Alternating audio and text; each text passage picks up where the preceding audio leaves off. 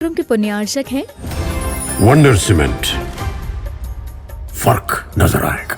Shri SP Jain, Shrimati Meena Jain, Shri Satyen Jain, Shrimati Shraddha Jain. Firm pride group, SP capital financing limited, Mumbai. भगवान पार्श्वनाथ धाम trust. भगवान पार्श्वनाथ धाम trust के अंतर्गत बनने वाले माता पद्मावती के मंदिर के भव्य निर्माण में अपनी चंचला लक्ष्मी का उपयोग कर महान पुण्य का अर्जन करें।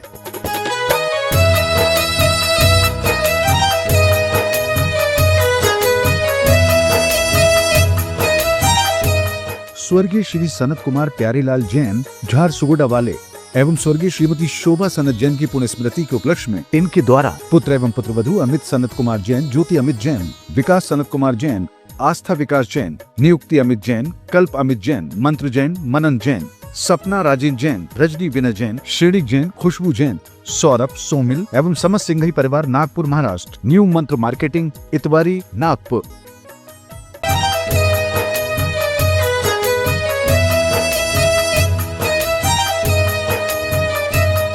परमो धर्म की, महावीर भगवान की, प्रातः स्मरणीय परम पूजाचार्य गुरुवर श्री विद्यासागर जी मुनि महाराज की जय।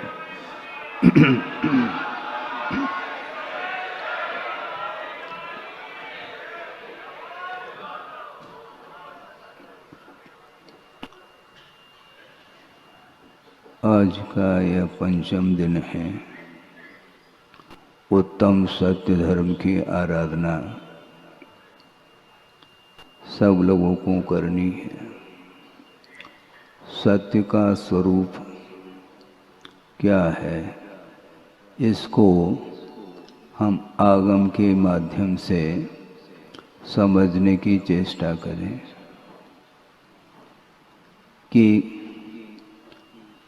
द्रव्य की ओर जब दृष्टि जाती है अथवा तत्व की ओर जब दृष्टि जाती है, अर्थात स्वरूप की ओर जब दृष्टि जाती है, तब वह सत्य का दर्शन, सत्य का हम दर्शन कर पाते हैं।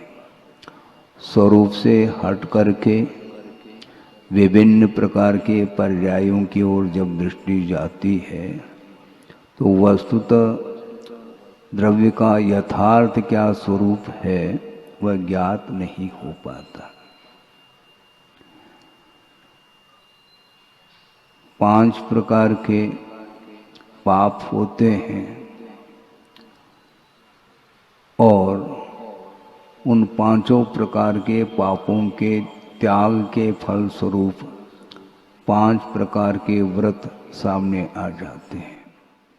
उसमें सत्य धर्म की भी चर्चा आती है और प्रत्येक व्रतों की रक्षा के लिए आचार्य उमा स्वामी महाराज ने 5-5 भावनाओं का उल्लेख किया है। प्रत्येक व्रत की कितनी भावनाएं हैं? 5-5 भावनाएं हैं। उसमें सत्य व्रत की भी 5 भावनाओं का उल्लेख किया है। क्रोध, लोभ, भीरुत्व, हास्य, प्रत्याख्यानान्यनुवीच भाषणम च पंच।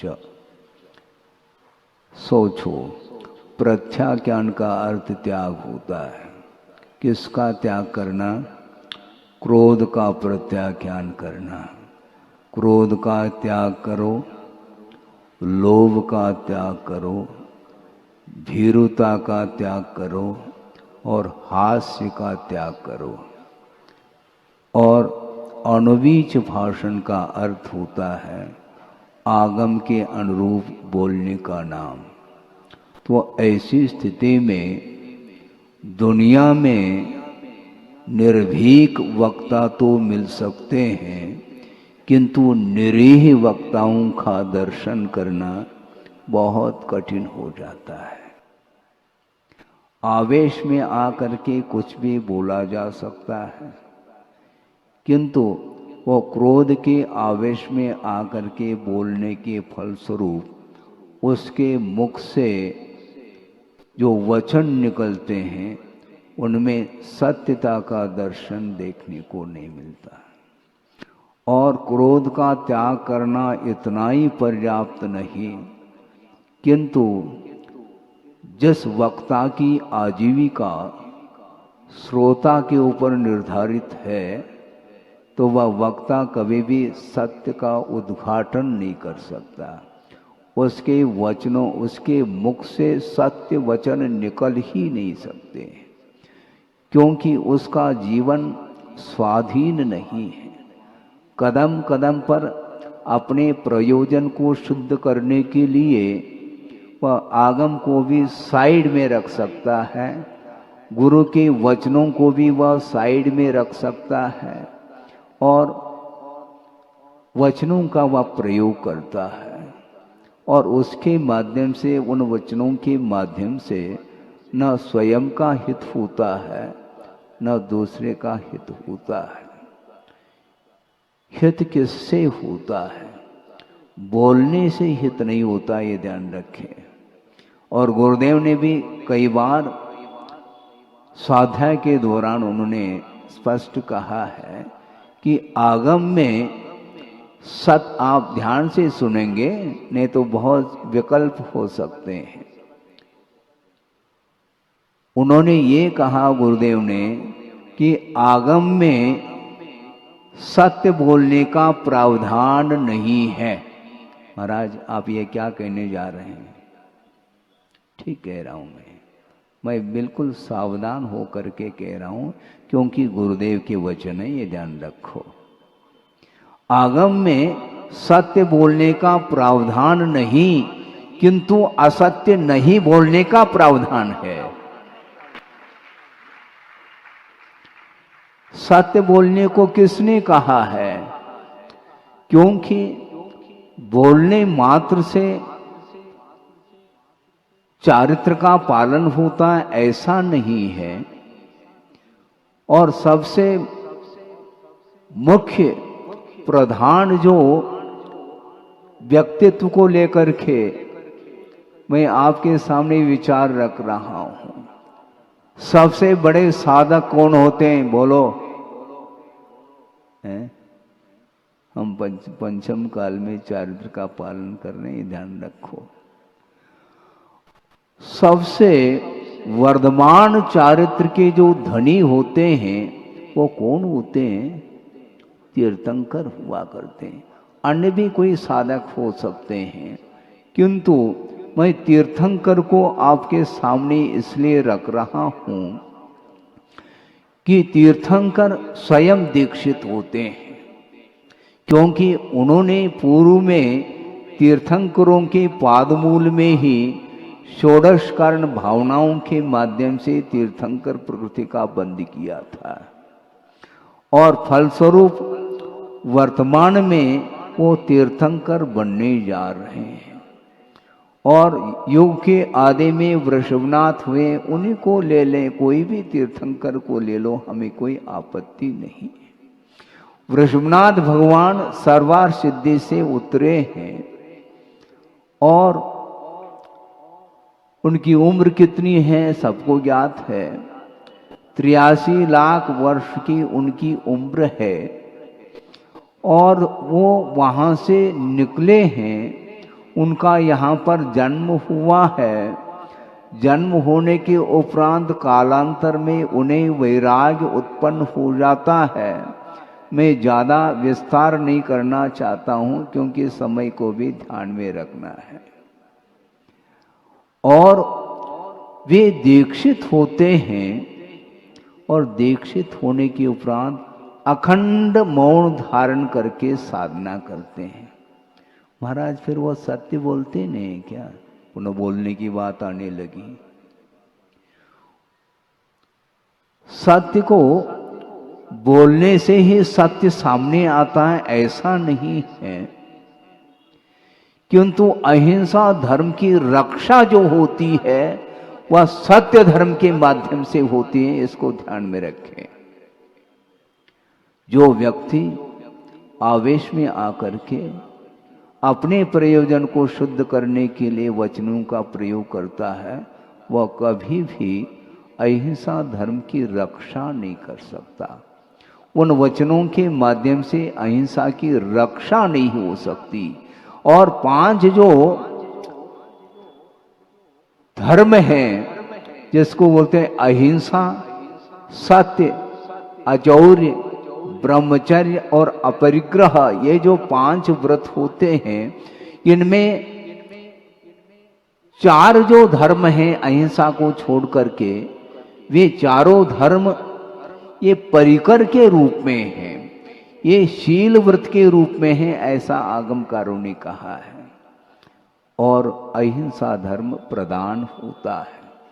अहिंसा धर्म की रक्षा जो होती है वो अन्य 4 धर्मों के माध्यम से ही अहिंसा की रक्षा होती है। जो अहिंसा धर्म का पालन करना चाहता है, सूक्ष्म से सूक्ष्म रूप से वह हमेशा मौन धारण करना पसंद करता है। और तीर्थंकर दीक्षित होते ही उन्हें केवल ज्ञान को छोड़ करके लगभग सारी रिद्धियां प्राप्त होती हैं। समस्त रिद्धियों से संपन्न होने के उपरांत भी मौन खोल करके वो कुछ बोलना नहीं चाहते। क्योंकि बोलना इसलिए नहीं चाहते क्योंकि बोलते बोलते किसी को केवल ज्ञान न हुआ न होगा, ये ध्यान रखो। केवल ज्ञान जो होता है वो बोलने से नहीं होता, गुप्ति में लीन होने से ही केवल ज्ञान रूपी ज्योति जलती है, ये ध्यान रखे। उनको कोई आकुलता नहीं, प्रभु को दीक्षित हो गए हैं और समस्त रिद्धियों से संपन्न होने के उपरांत उनके मन में बोलने की आकुलता नहीं।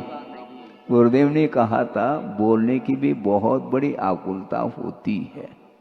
हाँ, बोलने की बहुत बड़ी आकुलता होती। और उन्होंने यहां तक कहा कि एक सुख की आकुलता और एक दुख की आकुलता, दोनों प्रकार की आकुलता, ये ध्यान रखें। दुख उत्पन्न होता है तो दूसरे के सामने उस दुख को व्यक्त करता है तो वह अपने आप को हल्का महसूस करता है। इतना ही नहीं, सुख को भी पचाना बहुत कठिन है बंधु, ये ध्यान रखो। यदि मान लो साथा के उदय में बहुत वैभव मिला है, अच्छा सुख का अवसर प्राप्त हुआ है और जो सुख की अनुभूति हो रही है उसको भी वह दूसरे के सामने रखना चाहता, ये सुख की आकुलता मानी जाती है। और ये आकुलता ही संसार के लिए कारण माना है। इसलिए जो प्रभु होते हैं, तीर्थंकर होते हैं, दीक्षित होने के उपरांत भी दीर्घ काल तक साधना में वो लीन रहते हैं। सत्य धर्म का पालन करते हैं कि नहीं महाराज? पुनः वही आप वही कहना चाह रहे हैं, सत्य धर्म का पालन बोलने से ही होता है ऐसा नहीं, बल्कि गुप्ती के माध्यम से सत्य धर्म का पूर्णतः पालन किया जाता है। इसलिए गुरुदेव ने ये कहा कि असत्य नहीं बोलने का प्रावधान है आगम में। संसारी प्राणी कदम कदम पर छोटे छोटे बातों को लेकर के वह असत्य का सहारा लेता है। इसलिए सत्य धर्म का पालन उसके द्वारा संभव नहीं है। इसलिए कौन बड़ा है कौन छोटा है इसको भी समझना है। यथार्थ वस्तु तत्व का बोध जो होता है उस समय न कोई बड़ा नजर आता है न कोई छोटा नजर आता है। छोटे बड़े की परिकल्पना यह यथार्थ नहीं है वस्तुतः देखा जाए, क्योंकि स्वभाव की ओर दृष्टि रखते हैं, द्रव्य की ओर दृष्टि रखते हैं, तो ना कोई छोटा देखने में आता है, ना कोई बड़ा देखने में आता है।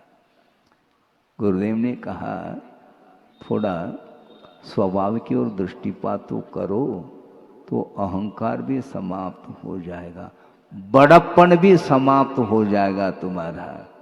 उनका ये कहना था कि द्रव्य दृष्टि से बड़ा कौन है, क्योंकि प्रत्येक जीव अनंत काल से आ रहा है और वो उसका अनंत काल तक वह परिणमन बना रहेगा, वह अविनश्वर तत्व है, वह जीव तत्व, उसका कभी भी विनाश संभव नहीं है।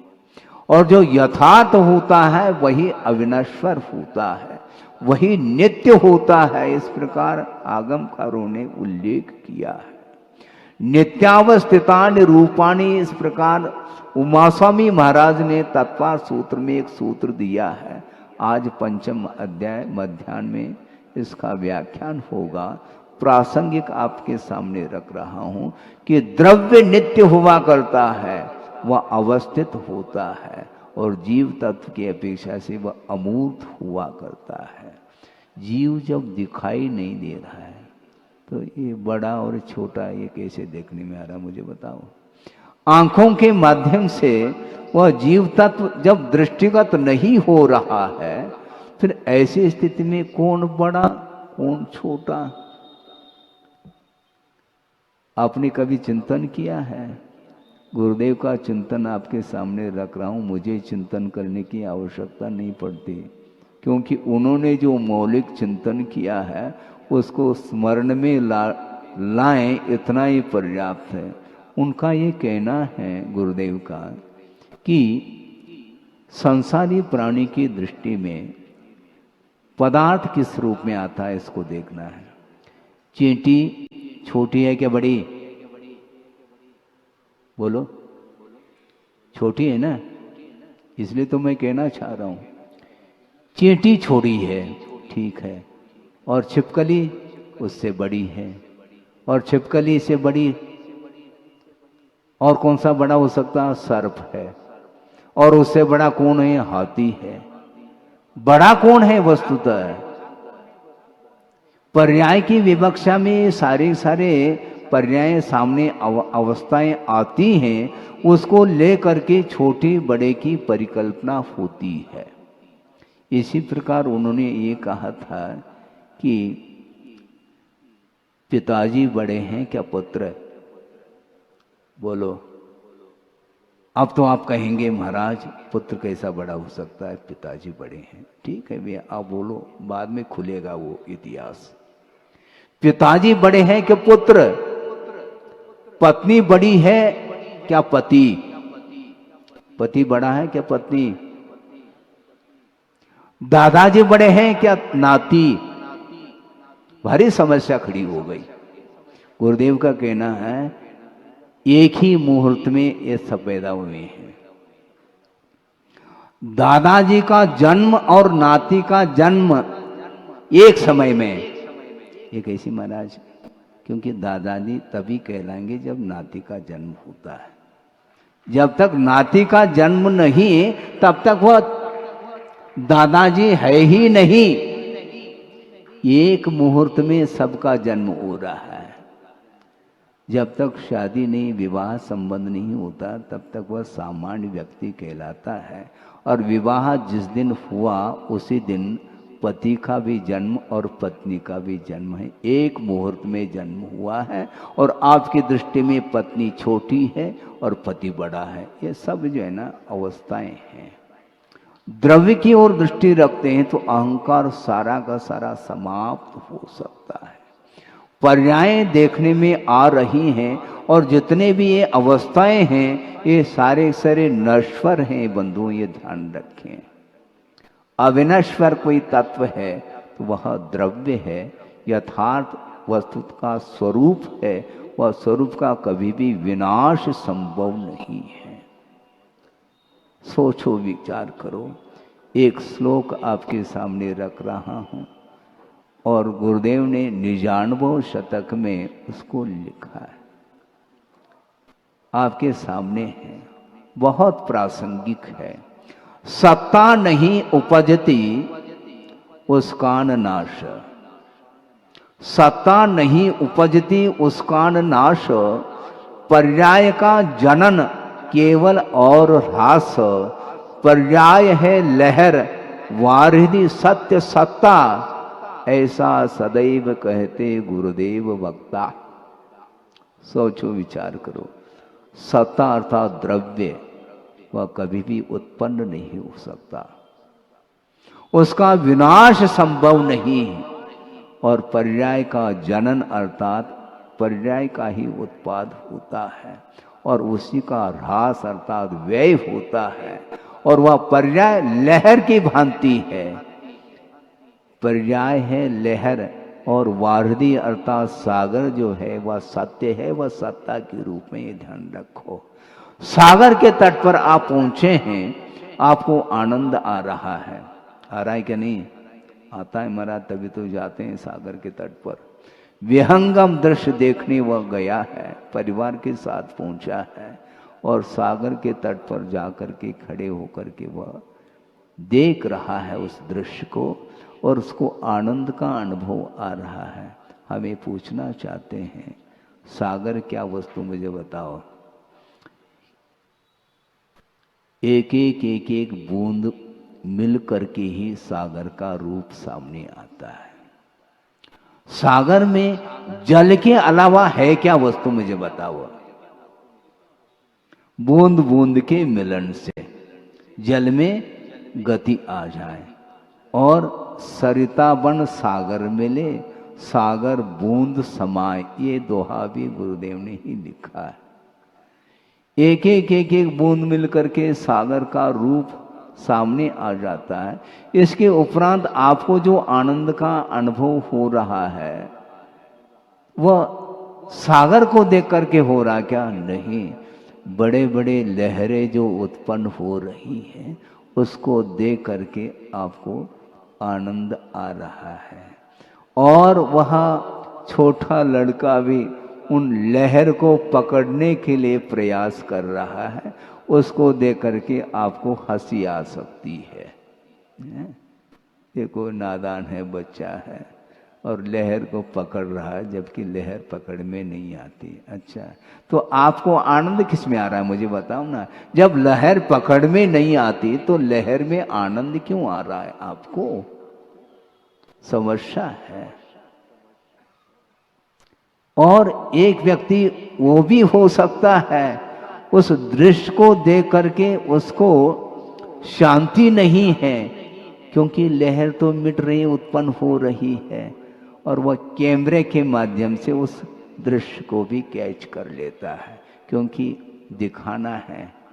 मैं वहाँ पर पहुँचा था और उस दृश्य को देख करके आया हूँ।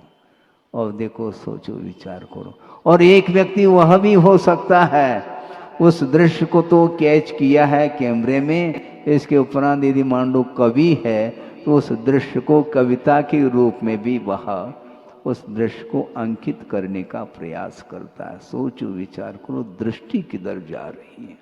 यथार्थ जो वस्तु का स्वरूप है उस पर ध्यान नहीं जा रहा है, जबकि वस्तुतः देखा जाए वह जलकायिक जीव हैं, ये ध्यान रखें, हैं। जलकायिक एक इंद्रिय जीव हैं, उनको देख करके तुम्हें आनंद हो रहा है, और वह जलकायिक जीव प्रति समय अनंत दुख का संवेदन कर रहा है, अनंत दुख का अनुभव कर रहा है, और उस दुख की ओर तुम्हारी दृष्टि नहीं जा रही, केवल आनंद आ रहा है। आपको किस में आ रहा है? पर्याय में आनंद आ रहा है, द्रव्य में आनंद आना बहुत कठिन है।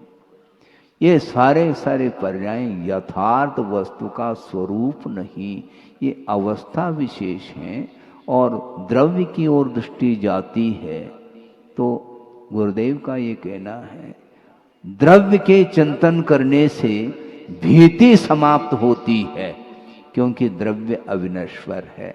यथार्थ वह वस्तु का स्वरूप है और वह सत्य है, और सत्य जब हाथ लगता है तो भीति भी समाप्त हो जाती है। लेकिन वहां तक पहुंचना खेल नहीं बंधु। सारे सारे कषायों का शमन किए बिना सत्य का दर्शन संभव नहीं। कल शौच धर्म के बारे में आपने सुना, जब तक मन में पवित्रता नहीं आती तब तक सत्य का दर्शन कैसे करोगे आप। और आज सत्य का दर्शन करना चाहो तो कल आपने मन को पवित्र बनाया क्या? नहीं। यदि आपका मन पवित्र नहीं है तो सत्य हासिल नहीं हो सकता, क्योंकि सत्य मात्र कथन करने योग्य वस्तु नहीं, वह संवेद्य है, संवेदन करने योग्य है, महसूस करने योग्य वह धर्म है आत्मा का। बहुत कठिन होता है वर्णन करना, फिर भी सरल हो सकता है, किंतु महसूस करना बहुत कठिन है। जिसके अंदर लोभ पल रहा है वह कदम कदम पर असत्य का ही सहारा लेता चला जाता है, उसके नसीब में सत्य नहीं है। क्यों?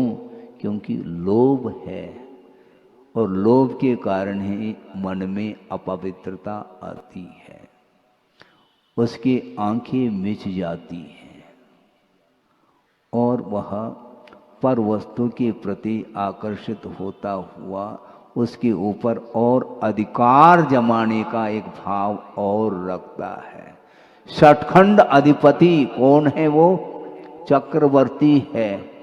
अच्छा, 3 लोग के नाथ बनने में आनंद नहीं आता है क्या उनको? है? 3 लोग के नाथ बनो ना, प्रभु बनो, किंतु चक्रवर्ती में आनंद आता है। और सोचो, विचार करो, 3 युद्धों में हारने के उपरांत भी अभी भी उसके अंदर सत्य देखने में नहीं आ रहा है। 3 युद्धों में हारने के उपरांत भी अपने ही छोटे भाई जो बाहुबली हैं उनके ऊपर चक्र चलाने का भाव जागृत हो रहा है। क्यों? उसका अपमान हुआ है बाहुबली के द्वारा, है बाहुबली के द्वारा इंसल्ट हुआ है और वो तिलमिला गया है। वो किसी भी प्रकार से इसको समाप्त कर दिया जाए। किसको समाप्त करते हो? द्रव्य को समाप्त कर सकोगे क्या? तुम बाहुबली के ऊपर चक्र चलाओ, ठीक है, वो समाप्त हो जाए, हो भी सकता है और नहीं भी हो सकता है, क्योंकि वह बाहुबली है और चक्र का प्रभाव अपने परिवार वालों के ऊपर नहीं पड़ सकता। ये तक भान नहीं रहा किसको? चक्रवर्ती को। क्योंकि सत्य की ओर दृष्टि जाए तब तो ये सब भान आ सकता है। सत्य ओझल हुआ है। सोचो, विचार करो, उसके अंदर अहिंसा के भाव नहीं आ सकते। जिसके अंदर सत्य है उसके अंदर अहिंसा धर्म भी वहीं पर पलता रहता है। भाव हिंसा भी होती है, द्रव्य हिंसा भी होती है। द्रव्य हिंसा से ऊपर उठने के उपरांत भी भावों में यदि हिंसा बनी रहती है तो कभी भी वह सत्य का दर्शन नहीं कर सकता। ये सिद्धांत है। अहंकार भी अभाव को प्राप्त होना चाहिए, क्योंकि कल परसों ही हमने बात कही थी, ये जितने भी धर्म हैं ये एक दूसरे के साथ संबंध को लिए हुए हैं। ये अखंड धर्म है, ये ध्यान रखो। मात्र क्षमा धर्म ही धर्म नहीं, किंतु क्षमा की उपासना करने वाला व्यक्ति वह कभी भी कठोर नहीं हो सकता, और मानव धर्म की आराधना करने वाला व्यक्ति कभी भी उसके अंदर कुटिलाई संभव नहीं। आर्जव धर्म की उपासना करने वाला जो व्यक्ति होता है उसका मन हमेशा निर्मल रहता है, पवित्र रहता है, और जिसका मन पवित्र है उसके वचनों में भी पवित्रता आती है।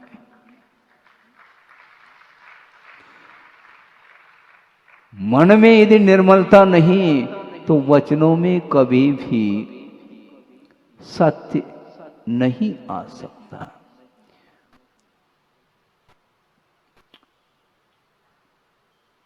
आचार्यों ने ये लिखा है कि धारयन्त्यमृतम वाची हृदय हालाहलम विषम, ऐसा कहा।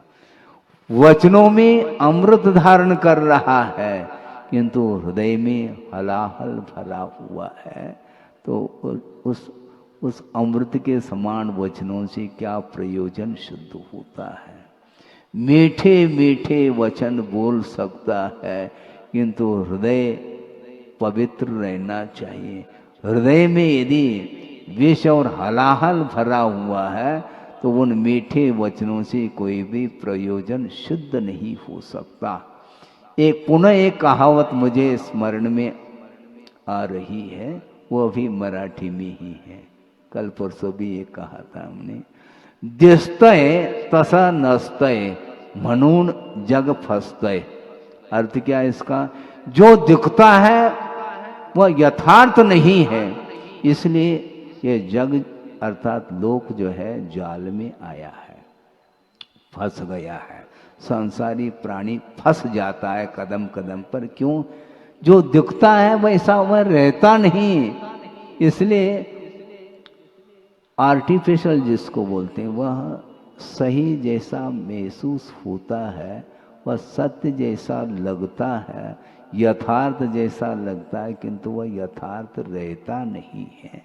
इसलिए आचार्य कहते हैं कि संसार के स्वरूप के बारे में बहुत बारीकी से अध्ययन करने की आवश्यकता है, नहीं है तो किसी भी पल में एक व्यक्ति के जाल में तुम आ सकोगे।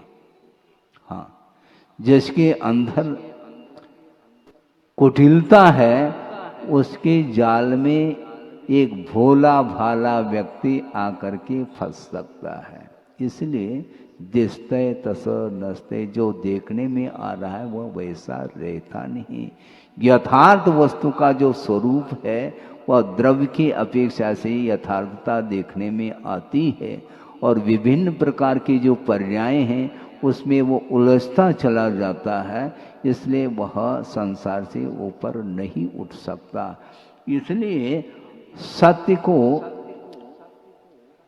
आत्मसात करने के लिए अहंकार को भी साइड में रखना होगा, ये ध्यान रखो। एक प्रसंग आपके सामने सुना रहा हूं, पढ़ा था इसलिए कि एक हाथी है, वह मस्त चाल से चल रहा है, और उसके पीठ पर एक मक्खी बैठी है। ये रूपक बनाया गया है, आप ही लोगों को सुनाने के लिए ऐसा लगता है। एक हाथी मस्त चाल से चल रहा है और उसके पीठ पर एक मक्खी बैठी है, और जब वह हाथी पुल के ऊपर चलना प्रारंभ करता है तो पुल हिलने लग जाता है, पुल में वाइब्रेशन आ जाता है। तो उस समय मक्खी सोच रही है, मक्खी क्या सोच रही? वैसे मक्खी सोच नहीं सकती क्योंकि वो चौरेंद्री है। इसके उपरांत भी रूपक बनाया।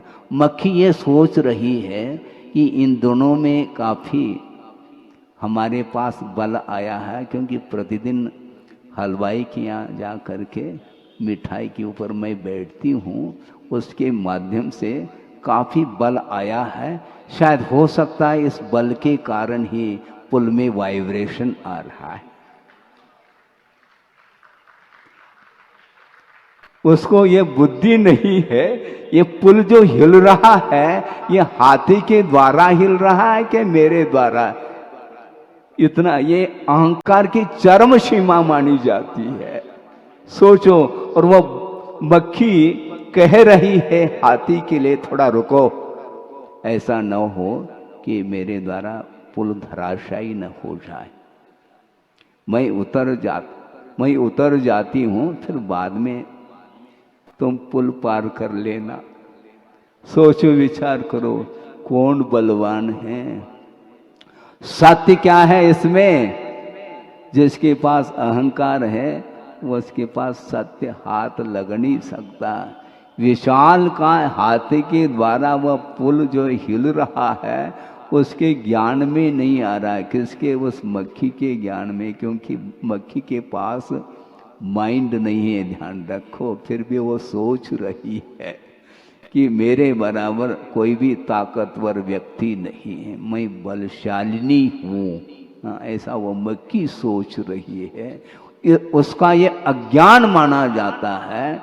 उसी प्रकार संसारी प्राणी सोच नहीं पाता। अहंकार के कारण वह प्रभु को भी भूल सकता है और गुरु को भी भूल सकता है, ये ध्यान रखो।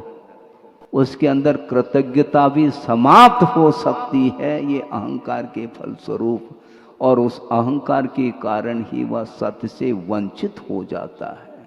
सत्य धर्म की उपासना करना खेल नहीं है बंधुओं। सत्य बोलना बहुत सरल हो सकता है, क्योंकि हम बोल रहे हैं, बोली जा रही है, शब्द बोलने में आ रहे हैं, किंतु उन शब्दों में मिठास भी हो सकता है, किंतु उस मिठास के माध्यम से सत्य का दर्शन करना बहुत कठिन है। क्योंकि सत्य संवेदन करने योग्य अर्थात महसूस करने योग्य वह विषय है। इसलिए बात ये कही जा रही है कि वस्तुतः सत्ता कभी भी उत्पन्न नहीं होती, न विनाश को प्राप्त होती है। ये सारे पर्याय प्रतिपल मिट रही हैं और उत्पन्न हो रही हैं लहर की भांति। और शाश्वत यदि कोई तत्व है तो सागर के समान वह शुद्ध परमात्मा तत्व है। जीव द्रव्य है और उसकी पर्याय विनाशशील होती हैं। इसलिए संसार में यह संसार विनाशशील है, नित्य है क्या अनित्य है, इसके बारे में सोचो तो सही। नित्य नहीं है, अनंत काल से जीव आ रहा है, किंतु उसकी पर्यायें मिटती चली जा रही हैं, उत्पन्न होता चला जा रहा वह व्यक्ति। द्रव्य उत्पन्न नहीं होता है, पर्यायें उत्पन्न होती हैं। श्रद्धान का तो विषय बनाऊं, श्रद्धान का विषय बनाएंगे तो कभी भी आपको भीति उत्पन्न नहीं होगी, मेरा क्या होगा, अरे तुम्हारा क्या होगा है? मेरा क्या होगा, क्योंकि द्रव्य हमेशा वज्र के समान और पर्यायें लहर के समान उत्पन्न होती रहती, मिटती रहती।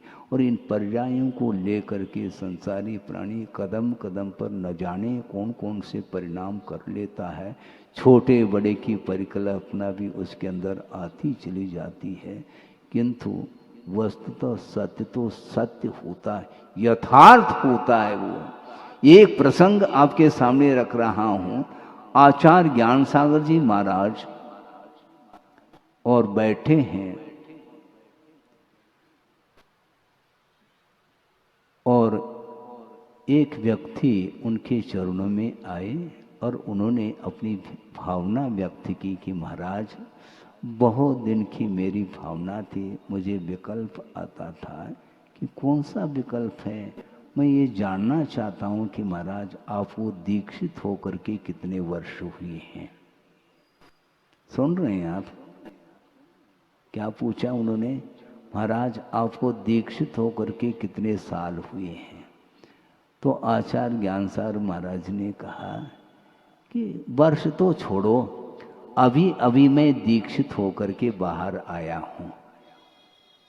आपको बात समझ में आ रही है? नहीं आ रही तो मैं रख रहा हूं उस विषय को। बगल में आचार्य महाराज थे, उन्होंने उस बात को पकड़ ली। उनको बात समझ में आ गई कि आचार्य ज्ञान सागर जी महाराज क्या कहना चाहते हैं। अभी मैं दीक्षित होकर के बाहर आया हूं, इसका अर्थ ये है भीतर प्रतिक्रमण करके बाहर आकर के बैठे हैं, इसी का नाम दीक्षा है।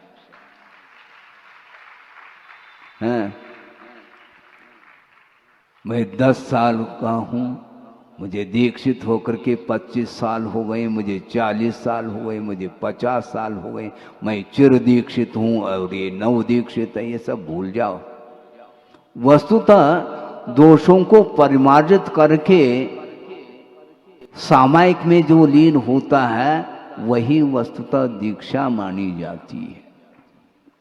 यथार्थ सत्य तो यही है, क्योंकि दीक्षित होने के उपरांत भी परिणामों के माध्यम से अनेक प्रकार के दोष उत्पन्न होते हैं, जाने अनजाने में उन दोषों को परिमार्जित करने के लिए श्रमण लोग 2-2, 3-3 बार प्रतिक्रमण करते हैं और उन दोषों से वो मुक्त हो जाते हैं। इसी को दीक्षा बोलते हैं। भूल रहे हो तुम, मैं चिर दीक्षित हूँ, भूल जाओ। क्योंकि दीक्षित होने के उपरांत भी जब तक सत्य का दर्शन नहीं होगा तब तक मुक्ति नहीं मिलेगी। मोक्ष प्राप्त करना चाहते हो तो सत्य की ओर ध्यान रखो। बहुत कठिन होता, कदम कदम पर संसारी प्राणी असत्य ही बोलता रहता है। क्यों? उसके पास लोभ है, और लोभी क्या नहीं करता, लोभी के पास सत्य नहीं आ सकता, वह असत्य का ही सहारा लेता है। लेते रहो, हमें क्या करना है, आचार्य कहते हैं। अनंत काल से करते आए हो और कितने काल व्यतीत करना चाहो, बहुत कठिन होता है। जो सत्य का आलम्बन लेता है उसके चरणों के माध्यम से धरती पवित्र होती है। ध्यान रखो, सताम विज्ञात तत्वानाम सत्यशीलावलंबिनाम चरण स्पर्श मात्रेन विशुद्धति धरातलम, ऐसा कहा। सत्पुरुषों के माध्यम से, सत्पुरुष कौन होते हैं? जिन्होंने तत्व को जान लिया है और सत्य और शील का जिन्होंने आलम्बन लिया है, वे ही सत्पुरुष माने जाते हैं। उनके चरणों के स्पर्श से ये धरती पवित्रता का अनुभव करती है। आज आप लोग भी वहां पर जाते हैं, कहां पर? तीर्थराज समेत शिखर। वहां पर जाते ही अपने आप परिणामों में पवित्रता आती है। क्यों आती है? वहां पर उस स्थान से अनंत जीव मोक्ष को प्राप्त हुए हैं जिन्होंने सत्य की आराधना की है। जिस स्थान पर सत्य की आराधना की है वह स्थान पवित्र न हो तो और कौन सा स्थान पवित्र हो सकता है? होता है क्या? नहीं हो सकता है। धरती तो अखंड है, किंतु द्रव्य क्षेत्र आदि के निमित्त से परिणामों में पवित्रता आती चली जाती है। आप प्रभु के सामने खड़े हैं, जन्मबिंब के सामने खड़े हैं, पूजन अर्चन कर रहे हैं, आपके भावों में उज्ज्वलता आई है। किंतु ये ध्यान रखो, टेलीविजन के सामने जब आप दृश्य देखते हैं उस समय भावों में पवित्रता आती है? बोलो, शिवरात्रि बोलो, नहीं आती है तो टेलीविजन क्यों देखते हो? जिनबिंब का दर्शन करने के उपरांत, भावों में उज्ज्वलता आने के उपरांत और कौन सी उज्ज्वलता के लिए कारण होगा जिसके सामने हमें उज्ज्वलता प्राप्त होती हो? राग के दृश्य देखने से कभी भी भावों में उज्ज्वलता नहीं आ सकती। इसके उपरांत भी बहुत कठिन होता है।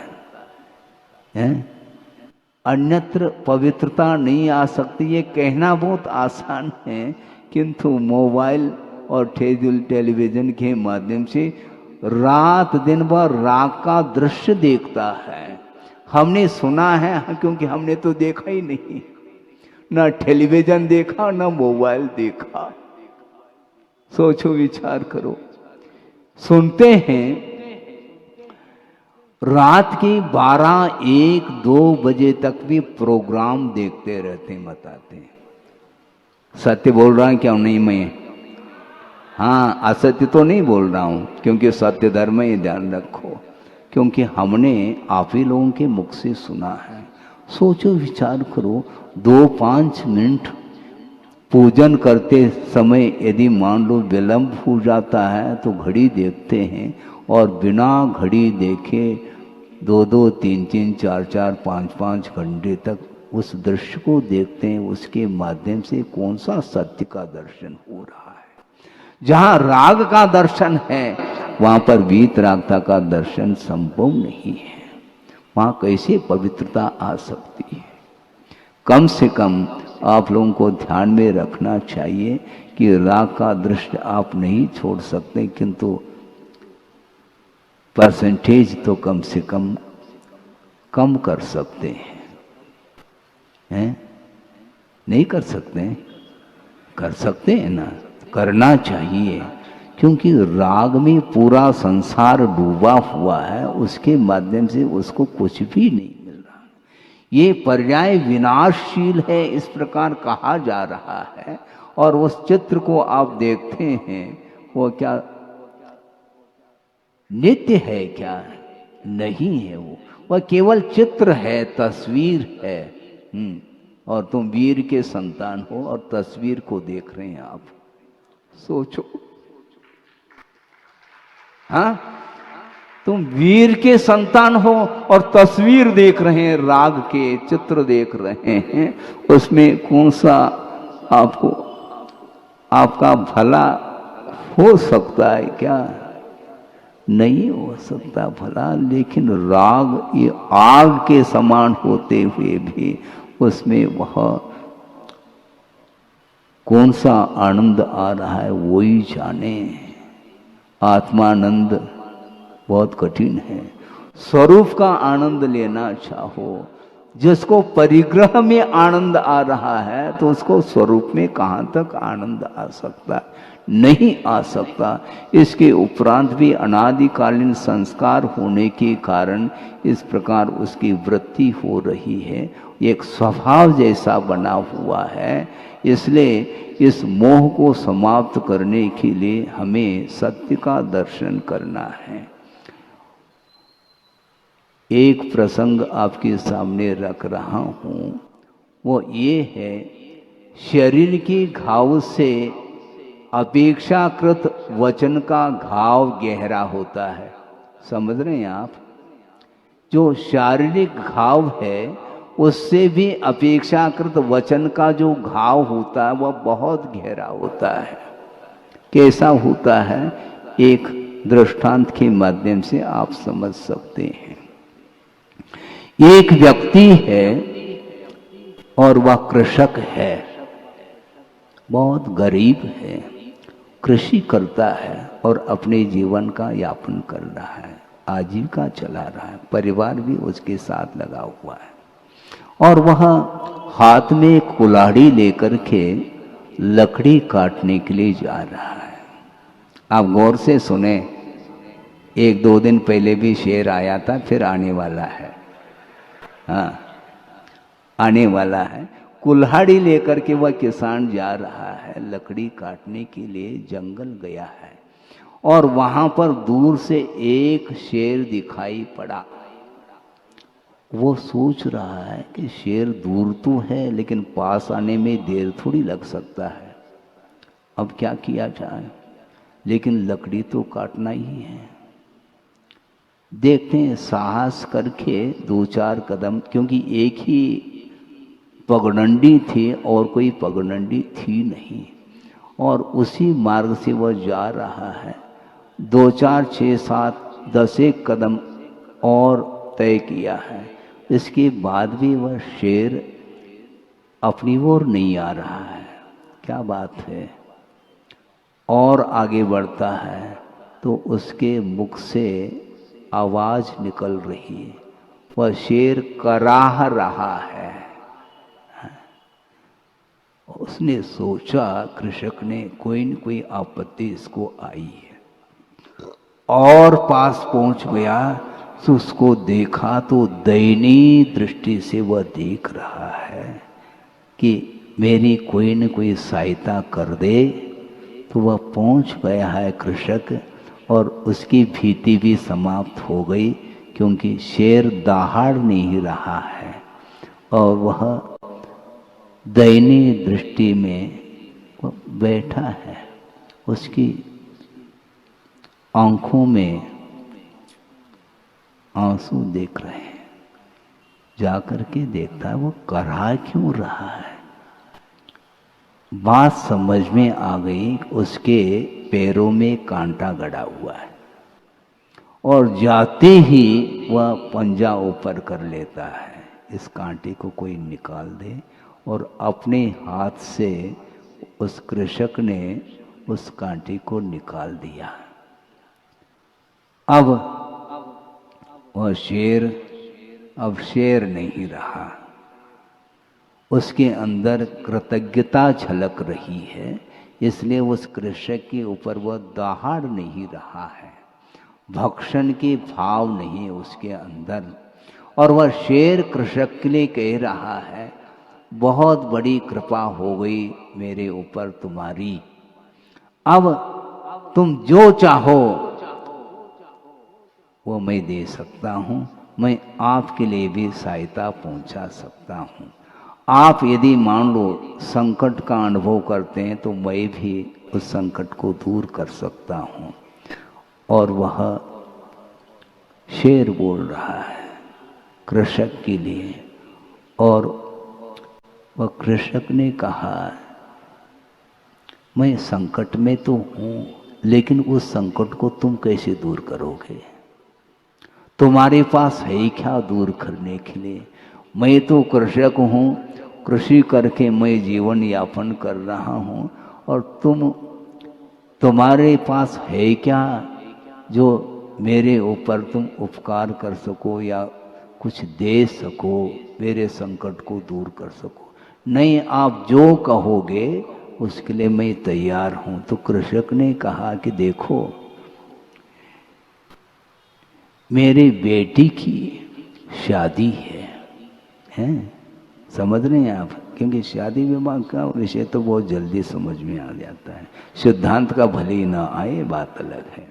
उस कृषक ने कहा कि मेरी बिटिया की शादी है, और शादी ठाट बाट के साथ करना तो है, लेकिन मेरे पास क्या अर्थ नहीं है, पैसा नहीं है, संपदा नहीं है, मैं क्या कर सकता हूँ?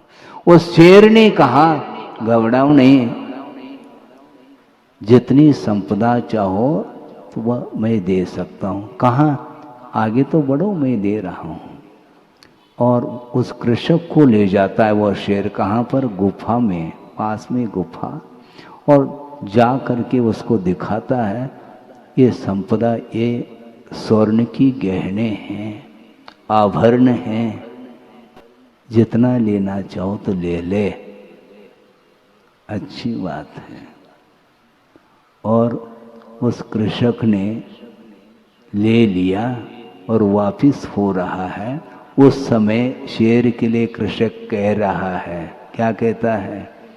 कि देखो, बेटे की शादी है, उसमें तुम भी आ जाना। हाँ, वह निमंत्रण दे रहा है उस शेर के लिए, मेरी बिटिया की शादी में तुम भी आ जाओ, हमें खुशी होगी, अच्छी बात है। और वह कृषक चला जाता है। कृषक चला जाता है और वह शेर भी 2-4 दिन के बाद उसकी शादी में वह पहुंच जाता है। जिस दिन शादी थी और वो पहुंच गया है, काफी लोग वहां पर एकत्रित थे और उस शेर को देख करके भयभीत होने लगे हैं। और वह कृषक जो है वह शादी के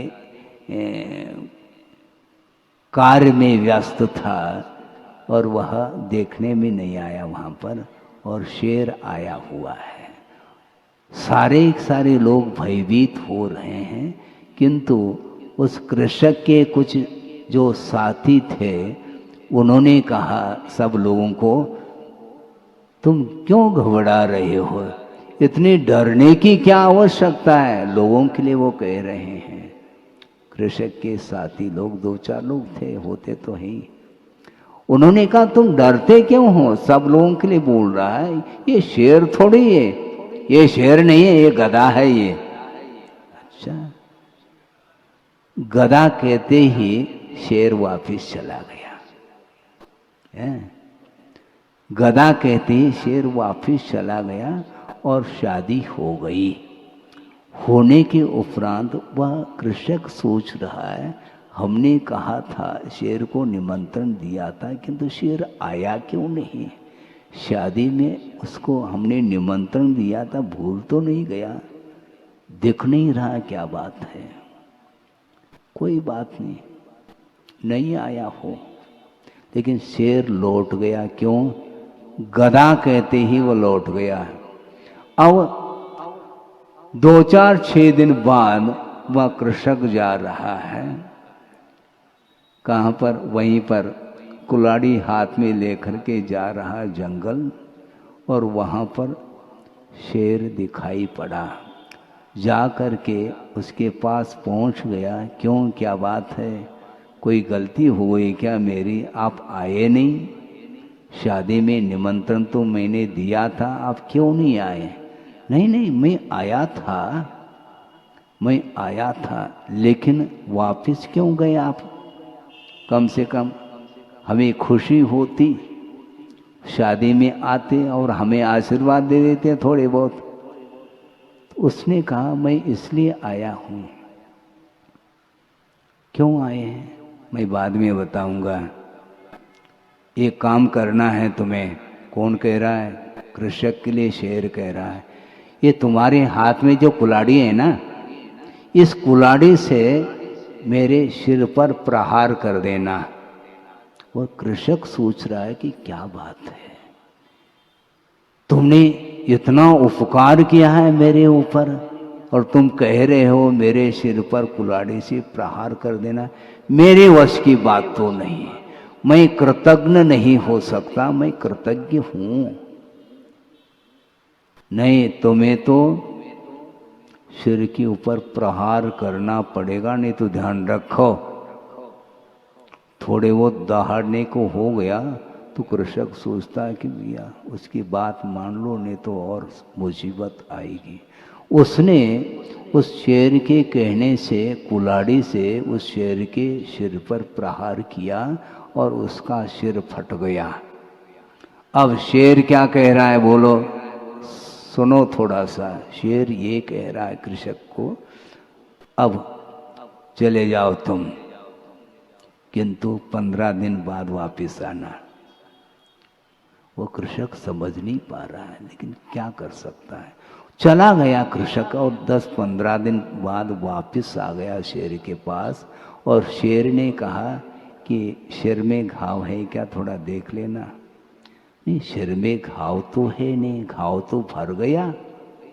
हाँ, ये घाव तो शरीर का घाव था, ये भर तो गया, लेकिन इससे भी बहुत गहरा घाव है। कौन सा घाव है? लोगों ने कहा था ये शेर नहीं, ये गधा है। ऐसा कहने से मैं वापस आया था, ये ध्यान रखो। अर्थ ये है कि घाव, जो शारीरिक घाव तो भर सकता है, किंतु वचन संबंधी जो घाव है वह कभी भी भर नहीं सकता, ये ध्यान रखो।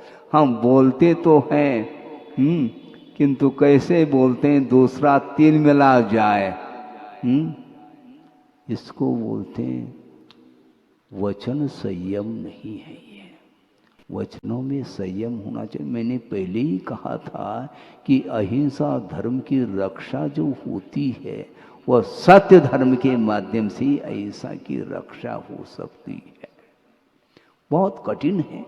ये छोटे छोटे दृष्टांत जिन्होंने भी लिखा होगा उनकी बुद्धि तो दौड़ रही है, किंतु सत्य का दर्शन करना, व्याख्यान फिर भी सरल है। इससे भी अच्छे साहित्यिक शैली में कोई भी प्रवचन कर सकता है और टाली के ऊपर टाली बज सकती है, किंतु सत्य धर्म फिर भी वह दूर रह सकता है। थोड़े समय के लिए धर्म ध्यान होता है, पुनः वापस वह आर्थ ध्यान में आ जाता है। यहाँ तक उन्होंने कहा था कि आप सभी वीतरागी हैं, इसको भी सिद्ध किया था उन्होंने। कैसे महाराज, हम कैसे वीतरागी? क्योंकि आत्मा के प्रति आपका राग है ही नहीं। आत्मा के प्रति आपका राग है ही नहीं, इसलिए आप वीतरागी हैं। और हम रागी इसलिए हैं क्योंकि आत्मा के प्रति हमारा अनुराग है, इसलिए हम रागी सिद्ध हो गए और आप वीतरागी सिद्ध हो गए। सिद्ध करना है तो किसी भी तरीके से सिद्ध किया जा सकता है, इसमें कोई शक नहीं है। इसलिए वस्तुतः राग का अभाव करना चाहो तो कम से कम लोभ को आप समाप्त कर दो और लोभ के अभाव में ही सत्य का दर्शन हो सकता है। सभी लोग सत्य की उपासना करते रहें और उपासना करते करते सत्य का एक बार यदि दर्शन होता है तो सारा सारा संसार समाप्त हो सकता नहीं है, तो अपना संसार तो समाप्त हो सकता है। इसलिए संसार से ऊपर उठने के लिए ही ये 10 लक्षण धर्म की आराधना की जाती है। निरंतर धर्म की आराधना करते हुए कर्मों से ऊपर उठने का पुरुषार्थ करेंगे तो निश्चित रूप से वह कर्म से अतीत 3 प्रकार के जो शरीर हैं, द्रव्य कर्म, भाव कर्म और मोह कर्म, इस प्रकार तीनों प्रकार के शरीरों से अतीत होकर के ऊपर उठ करके अनंत सुख का अनुभव करने का अवसर प्राप्त हो सकता है। हो सबको इस पवित्र भावना के साथ अहिंसा परमो धर्म की जय। इस कार्यक्रम के पुण्यार्चक थे वंडर सीमेंट, फर्क नजर आएगा। Shri SP Jain, Shrimati Meena Jain, Shri Satyen Jain, Shrimati Shraddha Jain. Firm pride group, SP capital financing limited, Mumbai. भगवान पार्श्वनाथ धाम ट्रस्ट। भगवान पार्श्वनाथ धाम ट्रस्ट के अंतर्गत बनने वाले माता पद्मावती के मंदिर के भव्य निर्माण में अपनी चंचला लक्ष्मी का उपयोग कर महान पुण्य का अर्जन करें।